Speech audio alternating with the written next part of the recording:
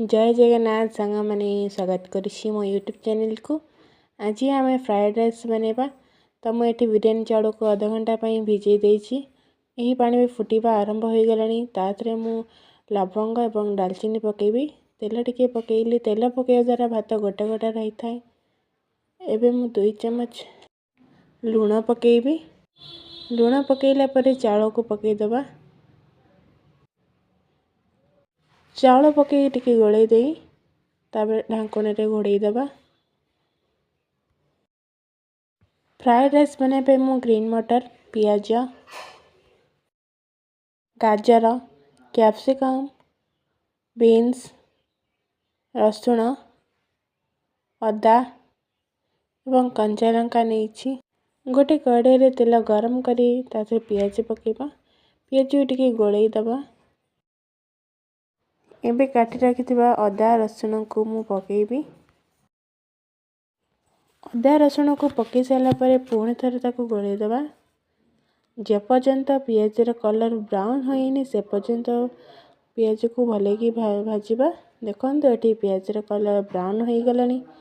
तापर मु capsicum पकेली। Capsicum पकईकी पुणी थे मिक्स करदे। एबे मु बीन्स को पकईदेली। तापर गाजर पकईली। गाजर पकई पुणी थे गोलई देली। गाजर पकई कंचा लंका पकईली। देखा भूली जाइली। एबे मु ग्रीन मटर को पकईदेली। एबे अल्प लूण पकईकी पुणी थे गोलैबा।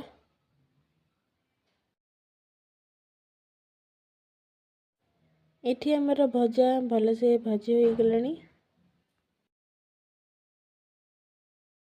एबे आमे राइस ऐड करिबा।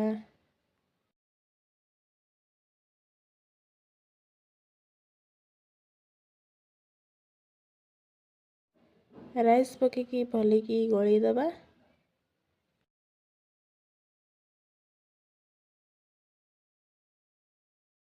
एबे आमे को भले की तଳ ऊपर करदबा। स्वाद अनुसार लूण पकेबा। मुझे सोया सॉस ऐड करुच्ची। आपण चाहिए स्किप करि परिबे।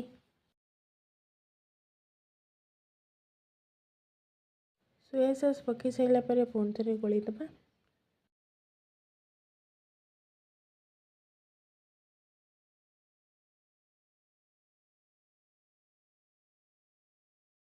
एबे मु गोलमरिच गुंड पकेबी 2 चम्मच। तापर धनिया पत्र पकेली।